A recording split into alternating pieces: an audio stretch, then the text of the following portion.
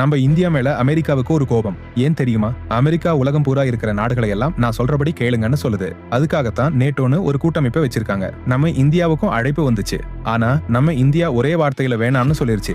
உங்க கட்டுப்பாடு எங்களுக்கு தேவையில்லைன்னு தெளிவா சொல்லிட்டோம். இதுக்கே அமெரிக்காவுக்கு பிடிக்காம போச்சு. ஏன்னா நம்ம இந்தியா ரஷ்யா கூட நல்ல நட்புல இருக்கு. அதனால அமெரிக்கா ரஷ்யாவுக்கு ஆதரவு கொடுக்காதீங்க, அவங்க கிட்ட எதுவும் வாங்காதீங்கன்னு நேரடியா கேட்டாங்க.